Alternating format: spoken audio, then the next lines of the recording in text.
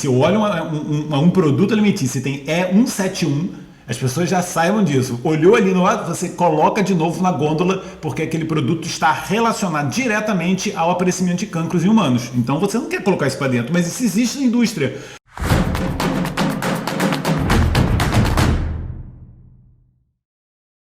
Olá pessoal, bem-vindos então a mais um podcast MES, Método do Emagrecimento Saudável, e conosco o Dr. Rodrigo Ayoub. Olá, doutor Maurício, muito obrigado por mais esse convite. É um prazer estar aqui falando sobre emagrecimento e saúde e bem-estar, um assunto que eu adoro falar.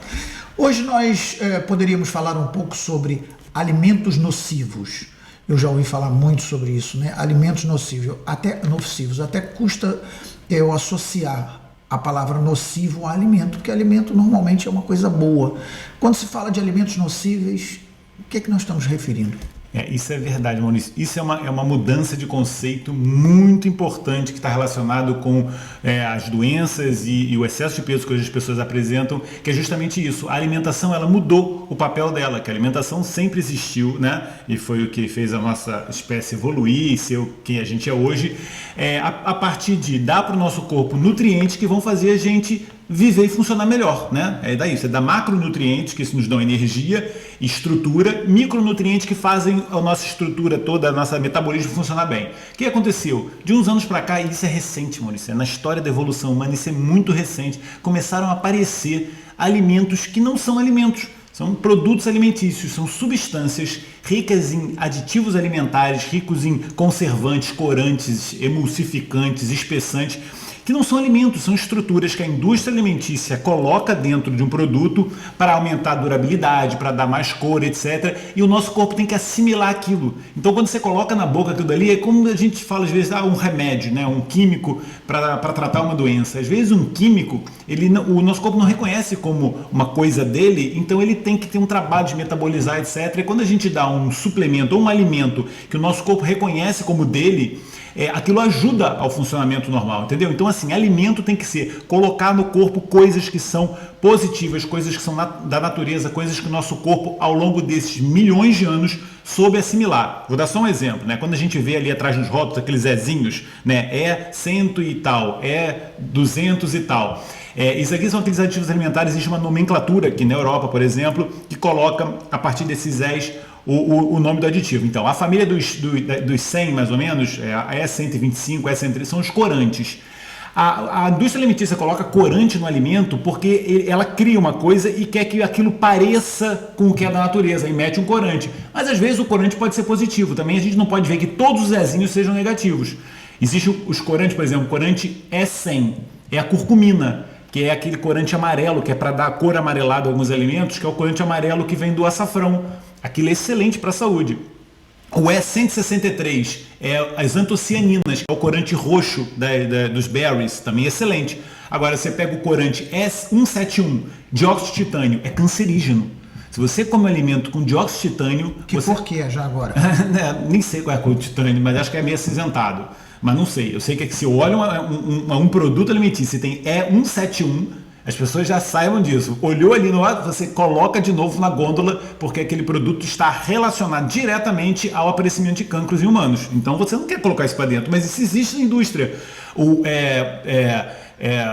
Sei lá, tem tantos aditivos alimentares que são péssimos e que a gente tem que entender que isso não é favorável para o nosso corpo. Então, eles são alergênicos, tem muitos que causam muitas alergias. Não causa câncer, mas causa alergia. Você quer colocar você dentro de um alimento que causa alergia? Não pode. Então é por isso que as pessoas têm que aprender a ler rótulos se for comprar um alimento que tenha mais de um ingrediente na composição.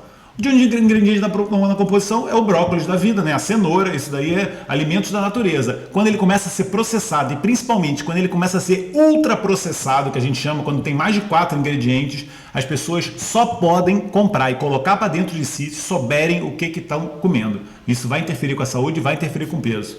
Então pode-se dizer que esses inimigos estão escondidos no rótulo, quer dizer, eles não é que eles estejam escondidos no rótulo, até pelo contrário, eles ficam evidenciados no rótulo. É importante saber ler rótulos. Então, às vezes ficam escondidos, porque infelizmente é permitido você colocar o nome da substância, né, benzoato de sódio, ou então coloca 142, entendeu? Aí a pessoa não sabe o que é, vai ter que estudar o que é. Se tiver escrito lá é mais fácil. Além disso, existem algumas substâncias que têm vários nomes diferentes, ou mesmo o açúcar. O açúcar pode ter em rótulo como destrose, maltose, frutose, é tudo açúcar, né?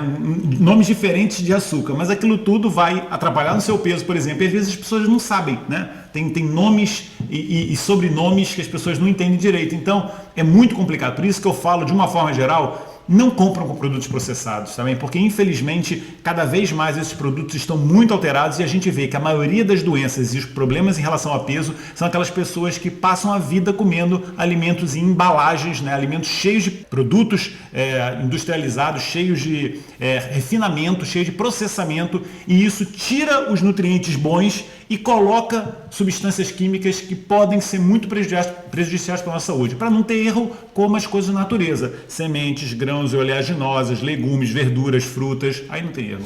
E não seria o caso de, com o cigarro ou essas embalagens, dizer esse alimento causa cancro ou morte?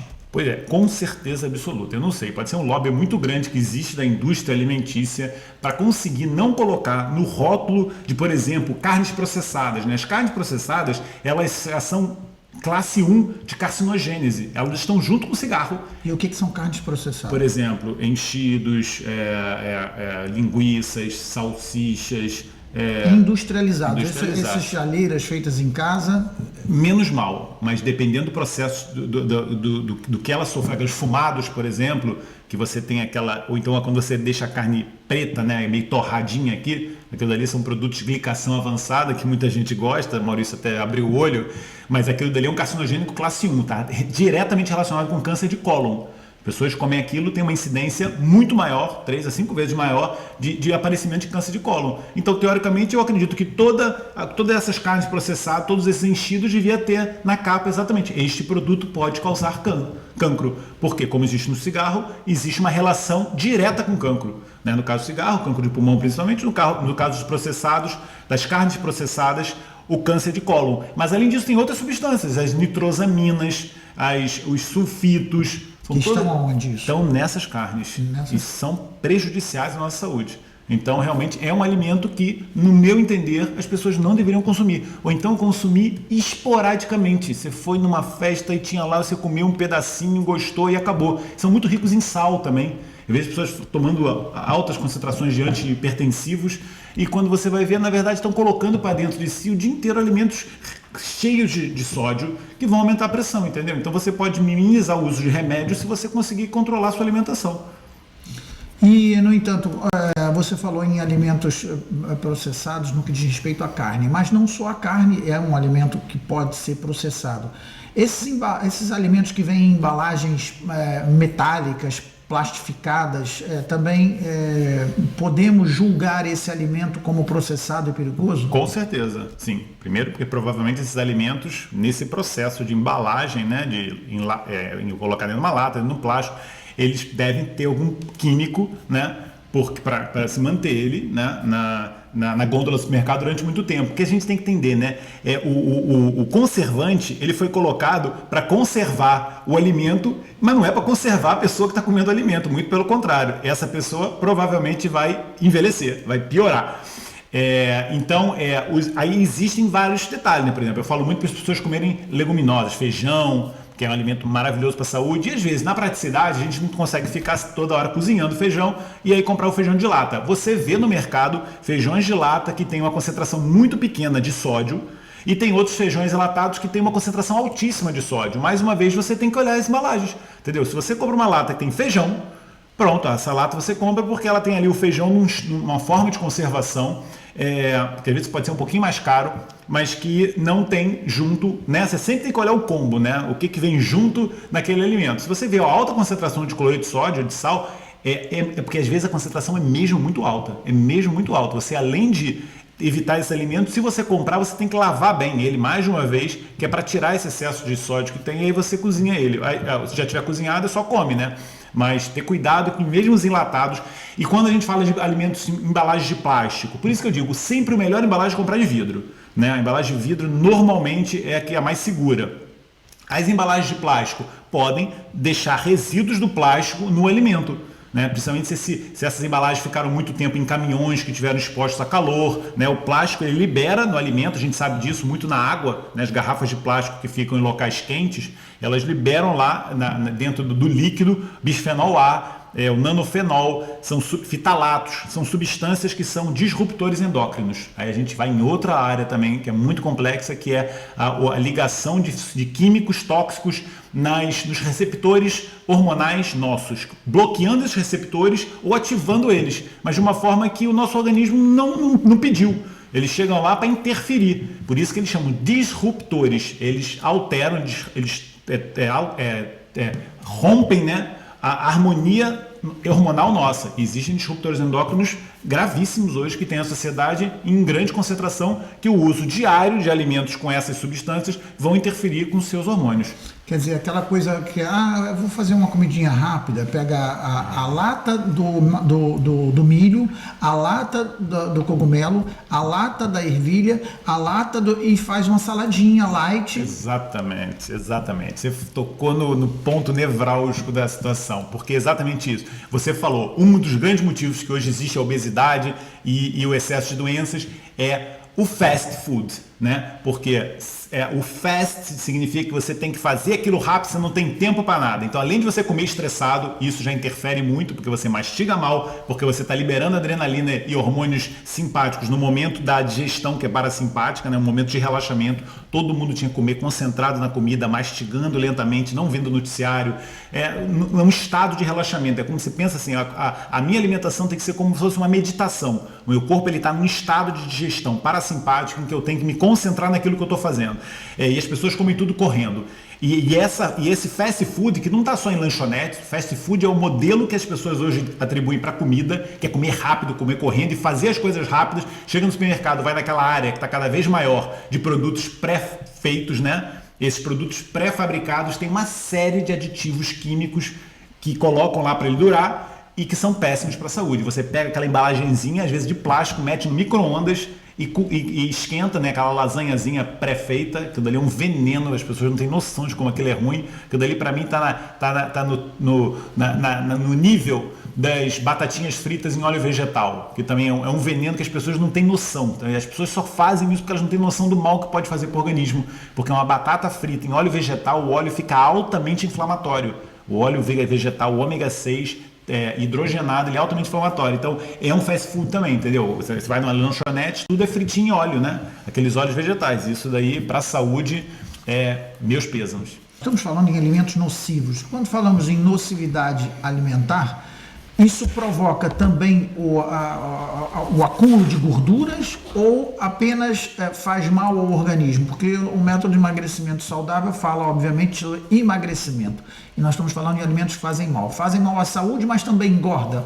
Isso é uma relação direta. Quando a gente fala de alimentos que fazem mal para a saúde, a gente está falando de alimentos inflamatórios. Os alimentos inflamatórios vão fazer o seu corpo liberar mais hormônios anti-inflamatórios, como o cortisol. O cortisol aumenta no seu corpo a produção de insulina, porque o cortisol é um hormônio glicogênico, e a insulina vai fazer você engordar. Então, a partir de algum eixo hormonal, a má alimentação vai influenciar no seu peso. Além disso, quando você come alimentos desses processados, que não tem nada, o seu corpo ele só recebe macronutrientes. E quando você coloca macronutrientes no seu corpo, ele vai ter que metabolizar aquilo para ser transformado como fonte de energia, né, para você funcionar bem. Mas uma pessoa que só recebe macronutrientes vazios, ela não tem os micronutrientes que fazem aquela estrutura toda funcionar. Então, muitos desses macronutrientes a pessoa continua cansada, né, tem aquela sensação de que não comeu nada, continua com fome. E aquela gordura, aquelas substâncias todas vão ser armazenadas, em vez de ser utilizadas numa fornalha de energia. Para isso você tem que ter o corpo metabolicamente ativo e, além disso, ter suas fornalhas todas ligadas. Que aí o que a gente fala é o quê? Você ter suas mitocôndrias funcionando bem. Mitocôndria, você lembra da biologia? É uma organelazinha que fica dentro da célula, que é a nossa fornalha de queimar energia, de produzir energia, de queimar os macronutrientes.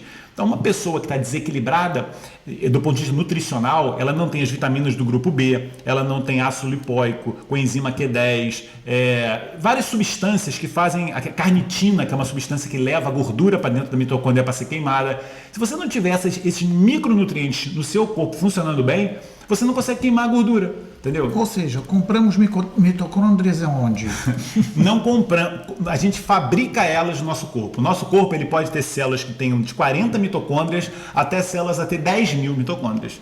E dependendo da quantidade de mitocôndrias que você tem, mais você vai ser uma máquina de queimar gordura. Olha que coisa maravilhosa. Então, quais são as células que têm mais mitocôndrias? O músculo. O músculo é uma célula altamente ativa, por isso que você desenvolver sua massa muscular faz com que você emagreça.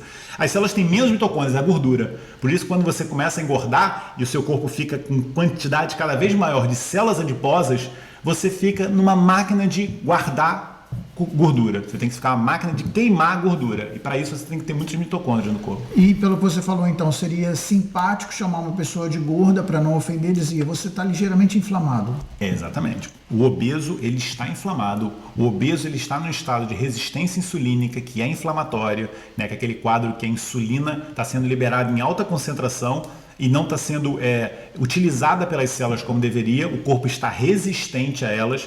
E todo esse processo é um processo de doença, de morbidade, que hoje está relacionado ao que chama síndrome metabólica. As pessoas aumentam a pressão arterial, aumentam o colesterol no sangue, aumentam os triglicerídeos, aumenta a pressão arterial, maior risco de diabetes.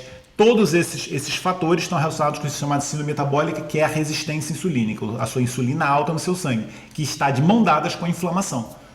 Ou seja, para nós entendermos esse processo, se como comidas nocivas, digamos assim, né? Eu aumento meu processo inflamatório e o que acontece especificamente com a questão da insulina?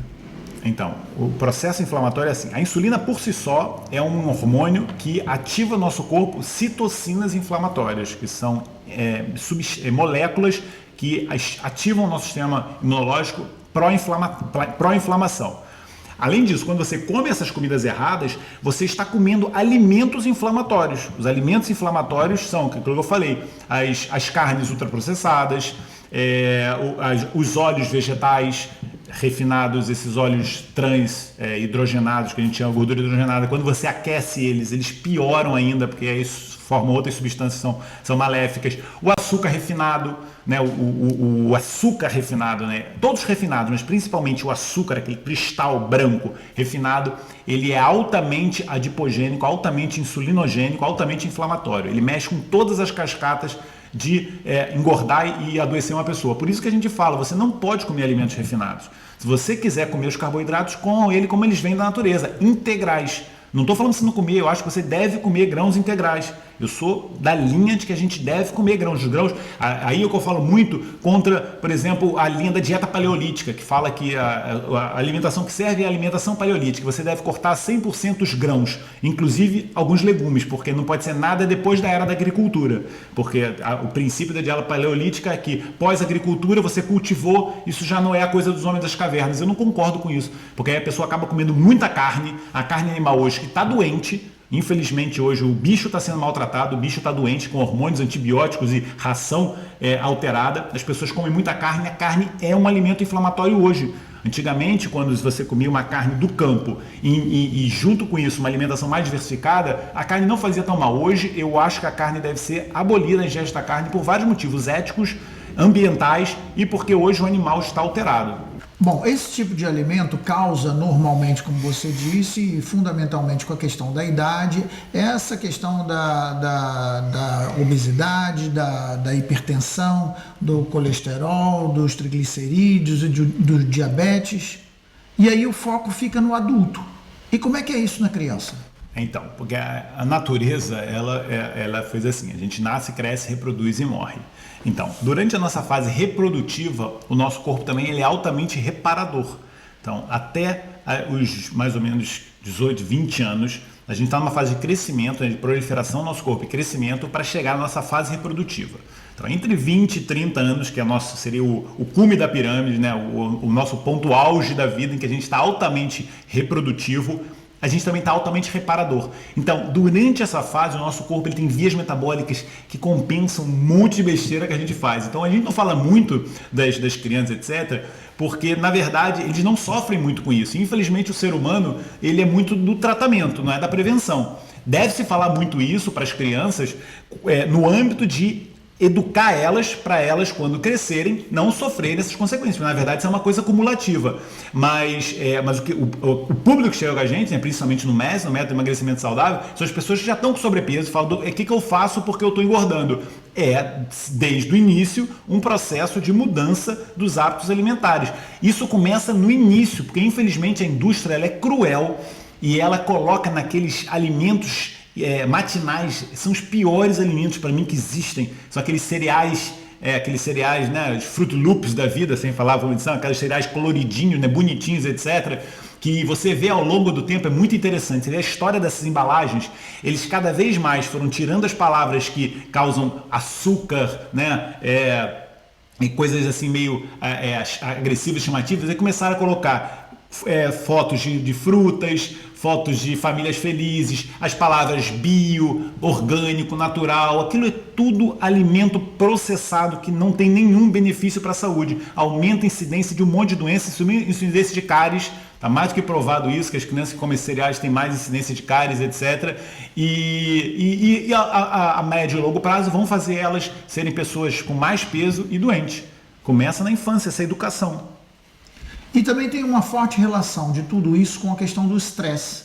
Não é? Como é que o estresse se envolve na questão da obesidade, da digestão dos alimentos, enfim. Então, o que a gente está falando muito desses alimentos ultraprocessados, isso é um estresse, chama estresse químico, tá bom? Eu acredito que você esteja se referindo ao estresse mental, né? O estresse ambiental que a gente tem hoje na sociedade, o mundo estressado que a gente vive, que eu falei, inclusive, que interfere com a nossa alimentação, porque quando a gente come correndo, a gente está num momento de relaxamento parasimpático, que a gente chama, que é o momento que a gente está fazendo digestão, a gente está estressado. Diretamente o estresse ele afeta o nosso corpo, porque o estresse crônico está relacionado com a liberação do nosso corpo de cortisol. O cortisol é o hormônio fundamental para o nosso corpo. Quando ele é liberado em picos, quando a gente precisa se proteger de alguma coisa que incomode o nosso equilíbrio, que chama-se homeostase. Então, quando desequilibrou nossa homeostase, a gente faz um pico de cortisol para ele tentar reparar aquilo. Hoje o que acontece? As pessoas têm estresse o tempo todo, o estresse crônico faz com que você desregule essa liberação do cortisol, ele se mantenha muito tempo aumentado e o nosso corpo gera uma coisa chamada resistência cortisólica. Aí, igual aquela resistência insulínica que eu falei, o excesso de cortisol desregula o nosso corpo, o nosso eixo cortisol, melatonina, que é o eixo de vigília e sono, e o cortisol, como ele é um hormônio glicogênico, ele interfere com a produção de insulina e faz a gente engordar. Então, o estresse crônico, ele é engordativo. O estresse crônico, ele é emburrecedor, porque ele atrapalha com a nossa imunidade a produção de células novas no cérebro. O estresse crônico, ele é adoecedor, porque ele aumenta o nosso risco de doenças, principalmente imunológicas, porque ele é imunossupressor. Controlar o cortisol é fundamental, por isso que na base do MES, por exemplo, a gente tem um módulo só que a gente fala sobre medidas de controle do cortisol, modular o estresse. Então é uma série de medidas que a gente pode fazer para baixar esse estado de resistência cortisólica hoje que as pessoas se encontram. E se nós fizéssemos um resumo assim dentro do que nós falamos, dentro de tudo aquilo que nós falamos do tipo de alimentação, uma pessoa que está agora pegando a bolsinha para ir no mercado, né, no supermercado fazer compras. Então, pelo que eu entendi, abdicava do lado das caixas e das latas e ficaria nos legumes, verduras, frutas e coisas do gênero. Excelente pergunta também. Eu acho que é assim. Primeiro quando ela sair e for fazer compras de comida, ela não vai com fome, tá bem? Porque vários estudos mostrando que quando as pessoas vão com fome, elas compram muito mais comida e principalmente comida ruim, naquele ímpeto, né, do apetite. Então coma e vá já satisfeito. O segundo, faça uma lista das coisas, sabendo que você vai colocar a lista das coisas saudáveis. E aí você coloca atenção na lista e tira a atenção do ambiente. Porque o ambiente ele é muito maléfico, né? O ambiente ele coloca vários outdoors enganativos com cores e coisas lindas, etc. Naqueles produtos que são muito bonitos, muito apetitosos à vista, mas que fazem mal. Você foca naquilo que é bom. Supermercado eu acredito que seja muito para você comprar produtos de limpeza, produtos de beleza, etc. Deixa a comida para as mercearias, né? Os hortifrutis no Brasil, que as pessoas lá têm todas aquelas cores maravilhosas e aquela diversidade da natureza. Então, onde você tem lá frutos, legumes, isso ali que você compra comida, entendeu? No supermercado, nos peixes, nas peixarias, se você for, né, tentar comprar o peixe mais selvagem possível, mas não vá naquelas seções de bolachas do supermercado, não vá naquela seção de refrigerantes líquidos, né? Os beverages, que são os que mais engordam as pessoas. Você, quando bebe um líquido, por isso tem um ditado japonês que é muito interessante, você deve beber os sólidos e mastigar os líquidos. Que é aquilo que eu falo da mastigação, né? Que você tem que mastigar bastante um alimento para ele ficar líquido quando você for engolir. E beber os sólidos seria você tem que beber muito devagar. Qualquer coisa que você bebe, porque o líquido entra logo na sua circulação. Aí quando você bebe um líquido, como um refrigerante, riquíssimo em açúcar, o refrigerante ele tem 33, pode chegar a 40 gramas de açúcar num frasquinho daqueles de 300 ml.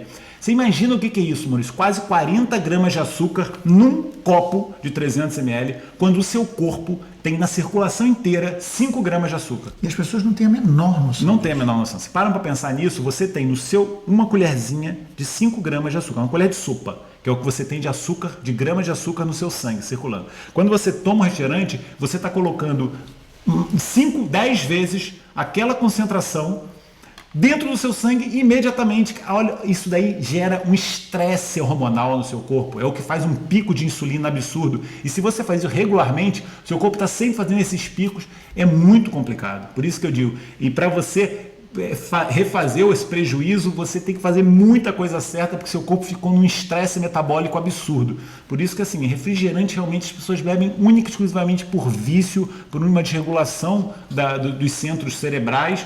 E por um hábito, né, criado pela sociedade, né, porque antigamente vendia refrigerante com cocaína, né, e depois evoluiu, hoje tem cafeína, mas são todas drogas viciantes. O vício na alimentação é uma coisa muito complicada. Eu lembro que você falou, a gente falou há pouco tempo num podcast, falamos do queijo, falamos muito sobre queijo, que é um dos alimentos, quando eu falo de vício, é um dos que mais viciam as pessoas, porque na natureza o leite ele é liberado com uma alta concentração de uma substância chamada caseomorfina.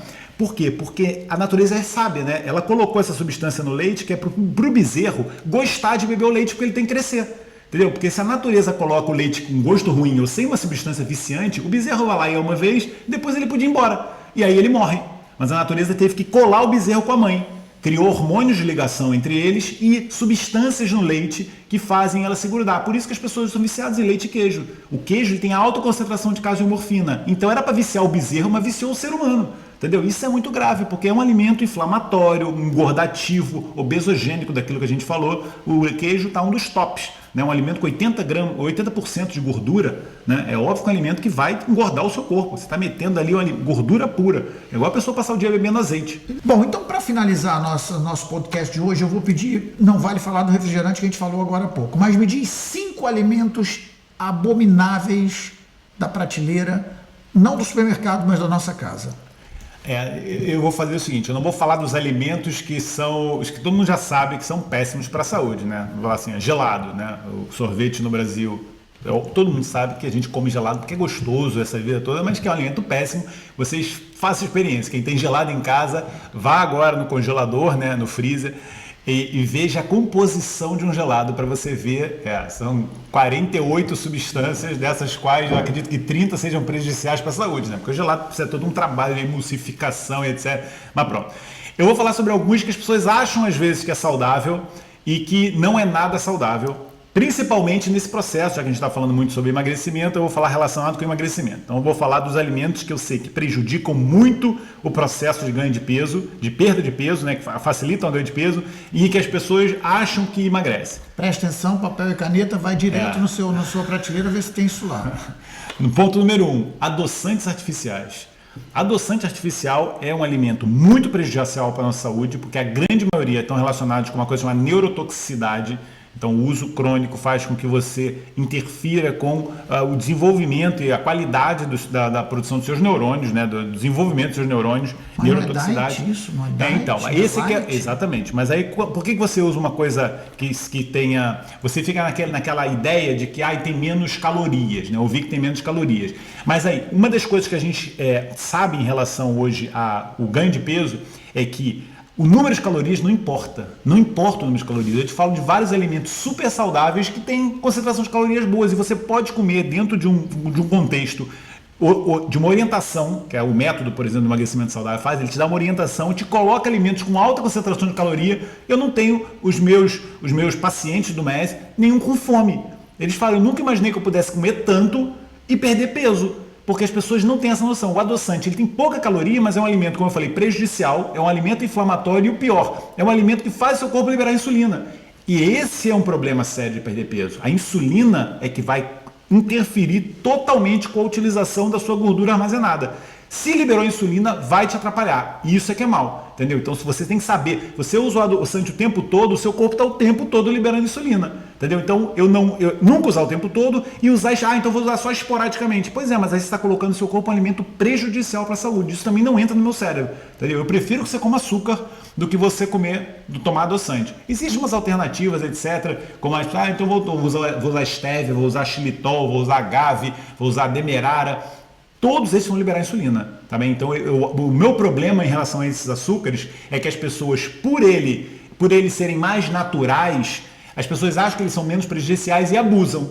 Usam demais. Sabe aquela coisa de... É que nem a coisa da fruta. Vou comer muita fruta, porque eu não como açúcar, mas me entupo de fruta. Exatamente. Muita fruta é prejudicial. Pouca fruta é super saudável. Você pode ingerir fruta, está dentro do MES. Dentro do MES, desde a primeira etapa, que é a etapa mais rigorosa, a fruta está dentro do MES, porque você tem que saber usar ela. Eu não bebo refrigerante, só bebo copos de sucos de laranja. Exatamente. Isso daí já não soube usar a fruta. Porque nesse momento você quebrou a integralidade da fruta. Isso é uma regra base para você usar a fruta. Você não pode interferir na integralidade dela. Quando você faz o suco, você pegou um espremedor de laranja, tirou só o líquido com alta concentração de frutose e ali ficou no espremedor o bagaço, as sementes, a casca, a pectina que fica na entrecasca. Isso tudo são fibras e substâncias que vão ajudar aquele açúcar da fruta a ser absorvido mais lentamente. E aí não tem problema. Deu para entender, né? Deu. Agora vamos segurar, porque senão cada número desses, falamos do 1, quase fizemos um podcast, falar do 2, outro podcast, segundo alimento. Porque eu fui falando outros alimentos. Farináceos sem glúten, né? Aquele pão sem glúten, macarrão sem glúten. E aí colocou o problema do peso no glúten. E isto não... O tapioca, né? As pessoas comem tapioca à torta e à direito, porque tapioca virou um alimento fitness. Só que a tapioca é uma farinha refinada 100% hidrato de carbono, zero fibra, zero proteína. Então esses alimentos, pão sem glúten, farinha de tapioca, farinha não sei o que, quebrou a integralidade do alimento e entra de novo naquele processo. Se você quiser comer um carboidrato, coma integral, porque na integralidade você tem uma diminuição na absorção do açúcar e isso não tem mal. Quer dizer, a coisa da moda então, que agora é super moda, né? Eu tenho problemas com glúten, desculpa, não posso comer glúten. Então passam a comer tudo sem glúten. E fundamentalmente a tapioca, que eu vejo realmente as pessoas fazendo sanduichinho de tapioca com queijo, tapioca com isso, tapioca. Então, ou seja, isso tudo é simplesmente pó. É pó cheio de substâncias que vão engordar você. Vão engordar você. Não é porque não tem glúten, porque assim, se você não for um celíaco, o problema não é o glúten. O problema pode ser até o trigo hibridizado, que existe hoje uma classe de trigos, são os que mais baratos, são o que faz a maioria das massas instantâneas, etc., que é um trigo hibridizado. Isso é uma técnica utilizada por um cientista chamado Norman Borlaug, na década de 70, que fez aumentar muito a carga de glúten, de gliadina no trigo. Fez um trigo diferenciado, trigo anão. Aí esse glúten ele é bem inflamatório mesmo. Mas se você usar outros alimentos que tenham glúten, ou até outros cereais que não tenham... Existe um cereal maravilhoso para a saúde, chama-se trigo sarraceno. Ele tem até esse nome trigo, mas ele não tem glúten. E ele é excelente para a saúde, ele é um trigo integral que não foi mexido, né? Graças a Deus não tem nenhum processo de hibridização e transgenicidade. E você pode comer ele regularmente. Eu no MES, a gente tem umas dicas de saladas e coisas que você faz. Mete trigo sarraceno, a alimentação fica uma delícia, super saudável, com proteína, com fibra e com carboidrato, mas um carboidrato integral, complexo, que não vai fazer você engordar. Eu garanto para você, usando esses alimentos você engorda. Agora, usando pão sem glúten, que você mais uma vez eu faço o teste, vai lá e vê na composição do alimento a quantidade de aditivos alimentares que tem e zero nutriente, entendeu? É um ultraprocessado. Pão sem glúten, para mim, é um lixo e as pessoas comem regularmente. Recapitulando, ponto 1, adoçantes e aditivos para substituir o açúcar. Ponto 2, tapiocas e pães sem glúten. Ponto 3... Ponto 13. Um outro alimento que aqui, principalmente em Portugal, eu vejo que as pessoas utilizam com muita frequência e existem, né, sempre aquela ideia errada de que eu vou comer porque é saudável. É o azeite. O azeite realmente é um alimento saudável, tá bem? Tem vários estudos mostrando uma gordura monoinsaturada, ômega 9, que tem benefícios para a saúde. Tem uma substância chamada oleocantal, que é uma substância que ajuda o cérebro a desinflamar o cérebro, é uma gordura boa para o cérebro e ponto. Só que o azeite é um alimento processado. O alimento é processado? O azeite, não existe azeite na natureza, né? Você não vê um pé de azeite, uma árvore que drena azeite, não. O azeite é um óleo que foi processado, né? A azeitona, uma semente foi processada e retirou o óleo dela. Né? Aí tem aquela retirada do azeite extra virgem, né? Com a primeira prensagem a frio, tudo isso é maravilhoso, mas não deixa de ser um produto processado. E aí as pessoas acham que o azeite é a coisa mais saudável do mundo e tomam e usam muito azeite. Existem alguns pratos aqui em Portugal, você que já mora aqui há mais tempo do que eu, você sabe, aqueles bacalhau, né, que vem nadando no azeite, né? O bacalhau está afundado dentro de aquilo dali, é altamente calórico, porque o óleo processado, eu também gosto, mas você não pode comer carregado assim no azeite. Tem gente que come esse bacalhau e ainda vez do lado coloca uma salada e coloca mais azeite. Existe um hábito aqui em Portugal, existe essa vantagem do azeite, por exemplo, não ser tão caro. No Brasil existe a restrição. Agora nem tanto, mas antigamente eu lembro que era muito caro, né? A gente quase não tinha azeite em casa e utilizava esporadicamente. Aqui em Portugal, por ser mais barato, as pessoas usam indiscriminadamente. Só que é um óleo processado que entra rápido, é uma gordura que entra rapidamente no seu corpo, porque ele não precisa de nenhum processo digestivo, né? É só absorver. Ou seja, esse pessoal do Brasil que fica pedindo garrafinha de azeite para a gente levar para o Brasil já sabe, não peça mais, não é isso? Exatamente isso. Agora o azeite no Brasil já é mais barato, mas e tem que ter cuidado também com o azeite, que aí você vê muitos azeites e aí na composição junto tem óleo refinado, porque pode ter escrito azeite grande na embalagem e não ser 100% azeite. Se tiver maior concentração de azeite, por exemplo, 60% azeite, 40% de óleo de soja, pode ser escrito azeite na capa. Isso é muito grave, mas isso existe. A gente tem aqui em casa, por exemplo, né? A gente traz de Vila Flor azeite dali do campo mesmo.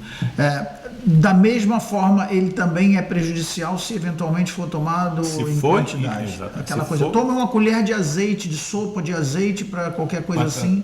Para vermes. Também, eu já ouvi falar tomar uma colher de azeite para alguma coisa. Então, é o que eu falei, o azeite é um excelente óleo, né, extraído da azeitona, tem várias propriedades, ele não foi transformado como muitos dos óleos que a gente vê vegetais hoje no mercado. O azeite, ele a maioria deles existem azeites que são processados e refinados, etc. Mas a maioria dos azeites que a gente come é o extra virgem, ele tem muitos princípios positivos para a saúde. No processo de emagrecimento, ele tem que ser usado numa restrição muito grande, porque senão ele vai interferir, né, com você imagina, muito simples, você está colocando um alimento com alta densidade de gordura, lembrar, 1 grama de gordura tem 9 quilocalorias, tem mais do dobro das proteínas das gorduras, então você está colocando essa quantidade de calorias para dentro do seu corpo, e se você colocar muito, como as pessoas usam azeite, você está colocando demais, essa gordura ela tem que ir para algum lugar. O que a gordura vai fazer? Ela vai ser depositada. Você vai ganhar peso. Então, se você quiser perder peso, você não pode exagerar no azeite. Se você é magro,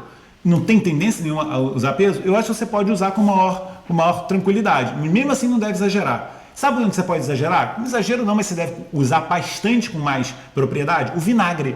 Porque o vinagre, o ácido acético do vinagre, ele é altamente favorável para nosso emagrecimento. O vinagre ele ativa uma via chamada AMPK, que eu falo muito dessa via, que é uma via de emagrecimento das pessoas. Assim como o jejum, assim como algumas outras técnicas de vida, você consegue ativar essa via e emagrecer. O vinagre ajuda nisso, o azeite atrapalha bastante. Bom, na sequência eu já tenho aqui anotado, né? O açúcar diet, para mim tá tudo bem, nunca comi isso na minha vida.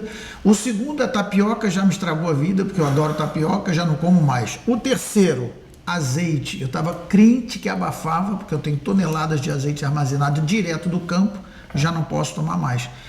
Tem mais alguma coisa, senhor doutor, que eu tenho que tirar do meu armário? Olha, isso assim, as pessoas têm que entender, assim, o abuso de qualquer alimento, para mim, é prejudicial. E nesse caso, as pessoas estão em processo de emagrecimento, não tem como achar que vai emagrecer comendo tapioca todos os dias. Mesmo utilizando as outras técnicas, no jejum a gente ativa outras técnicas para a pessoa poder ter uma qualidade alimentar, né? uma quantidade, por isso que eu falei, ninguém passa fome no MES.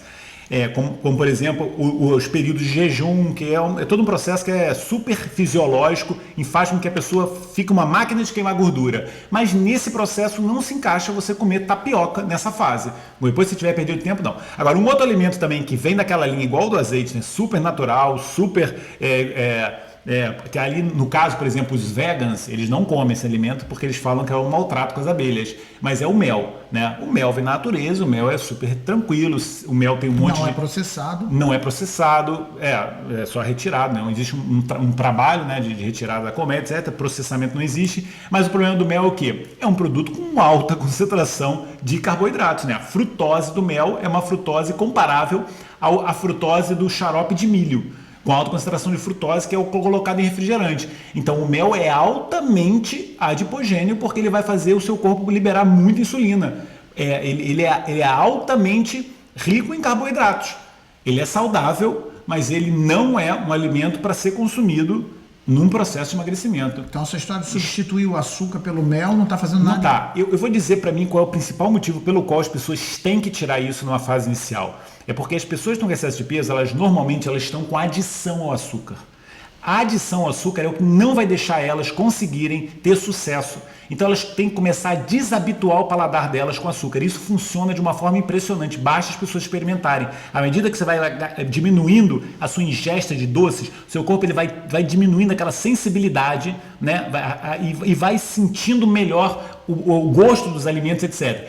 Isso é um grande problema do adoçante. Quando eu falei, quando você fica tomando adoçante o tempo todo, você não está resolvendo nada, porque inclusive você continua colocando coisas que muitos adoçantes eles são mais doces do que o açúcar. Eles têm uma capacidade edulcorante absurda. E aí você não consegue. Então não adianta substituir. Para mim, um dos maiores problemas é esse. Você tem que tirar a sua adição ao açúcar.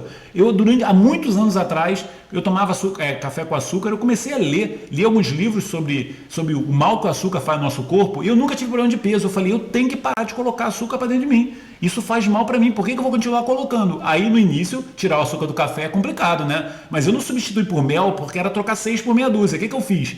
Coloquei canela. Canela foi uma das coisas para mim, eu coloco canela, eu tiro aquele amargo do café e ganho um gosto da canela que eu adoro. Então hoje eu tomo café com canela, não preciso colocar mais nada. Agora, se eu trocasse o açúcar por demerara, que é um tipo de açúcar, ou então colocar agave, ou então colocar... Existe um adoçante, chama-se Yacon, que é um adoçante que tem muito frutans, que é uma substância que em algumas pessoas podem causar intolerância. Mas ele também tem o gosto doce, entendeu? Ele tem menos prejudicial, mas vai entrar naquela linha toda de não adianta que você não vai tirar sua adição ao açúcar. Então mel nessa fase tem que ser 100% abolido. Numa segunda fase tem que ser consumido de uma forma muito, muito, muito conscienciosa. Quando você fala numa fase inicial, é um tratamento de choque para perder peso aí. Não é que o mel seja ruim, não é que o azeite seja ruim. Exatamente. Mas está dizendo uma fase, e é bom a gente deixar claro isso para as pessoas, porque senão vai pensar, mas ele está falando que o azeite faz mal, que o mel faz mal, e pelo que eu entendi, no processo inicial. Então, é exatamente assim. Tanto que o MES, né, o método de emagrecimento saudável, ele tem esse nome MES, também é um trocadilho com o mês que a pessoa faz esse tratamento de choque. É um mês, durante 4 semanas, a pessoa tem uma orientação muito rígida, que essa foi uma coisa que eu idealizei, que é uma fase, pelo menos, para você conseguir tirar muito dessas suas habituações e resistência do seu corpo. Porque se uma pessoa durante um mês baixar muito, por exemplo, a concentração de insulina, e a gente consegue isso com algumas técnicas, a pessoa já fica com o corpo mais sensível à insulina, fica com o corpo menos aditivo ao açúcar, né? Você fica com mais, melhor da sua assimilação aos alimentos, ao gosto dos alimentos. Então é um mês que a gente é mais radical. Então nesse mês a gente manda cortar 100% mel, azeite, esses alimentos que são, né, que muito consumidos em Portugal, e eu não quero criar problema nenhum, inclusive com os produtores, etc., mas que eu tenho certeza que para a nossa saúde, em excesso, é prejudicial, e numa fase de emagrecimento, qualquer concentração vai ser prejudicial. Vamos então ao último alimento não indicado, nesse caso, por questões de emagrecimento, né? Nesse caso, para evitar comer para emagrecer. Bom, agora de vez eu vou criar um problema com a cozinha tradicional portuguesa, porque é um alimento que eu vejo muito e eu tenho essa experiência, eu consigo convencer meus pacientes a não usar numa fase inicial e todos sentem melhoras e a gente equilibra os hormônios, e é muito consumido aqui em Portugal, que é o álcool, né? O vinho, embora a gente acredite, né, que seja um alimento, eu já ouvi falar que o vinho tem resveratrol, que é uma substância excelente para a saúde, da uva, etc. Realmente, a concentração de resveratrol que tem no vinho é positiva do ponto de vista de longevidade, etc. Mas o álcool, por ser uma bebida, né, a fermentação do açúcar, ele tem alta concentração de carboidratos, vai interferir, né, com esse nosso processo de querer sensibilizar o seu corpo. O álcool, ele também é muito agressivo para o nosso fígado, né? Ele tem que dar muito trabalho de metabolização, ativa muitas enzimas. Essa ativação dessas enzimas vai fazer uma desregulação dos seus hormônios. Então, num processo em que a gente está querendo arrumar a casa, né, equilibrar o seu corpo, fatores de desarrumar é como você está lá montando um castelo de carta, vai lá alguém e pum, derruba o seu castelo. Aí você tenta montar de novo, ela tem. Esse de derrubar do castelo é você todos os dias consumir álcool nas refeições, coisa que vai interferir com a sua fisiologia. Então, numa fase inicial, está totalmente proibido. Numa fase secundária, você tem que usar recreativamente, mas não pode ser um alimento consumido regularmente. O que é recreativamente? É um copinho por refeição? É um copinho por dia? Meio copo? Ou uma dosezinha só para ficar com gosto de vinho? Recreativamente é você tirar da sua rotina, tá bem? Eu acho que tudo que você coloca no seu dia a dia é rotina. Então, se você toma álcool todas as suas refeições, isso é uma rotina e isso não é saudável. Se você, não toma álcool, no fim de semana, se saiu para jantar com a sua família e resolveu beber um copo de vinho tinto, e no dia seguinte até bebeu outro, mas parou de beber no fim de semana, isso não é prejudicial para a saúde. Não vejo nada que possa isso interferir com os seus hormônios. Seu corpo está equilibrado e você bebeu aquele copo, o corpo rapidamente assimila.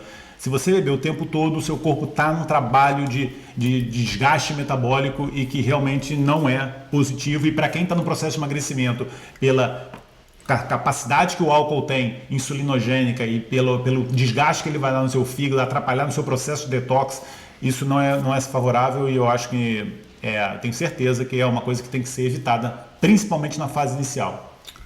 Bom, terminamos então por hoje o nosso podcast, onde nós falamos aqui e apontamos alguns pontos essenciais no que diz respeito ao tipo de alimentação tóxica ou não. E quando falamos de tóxica, levamos muito em consideração a questão da obesidade, do engordar ou não.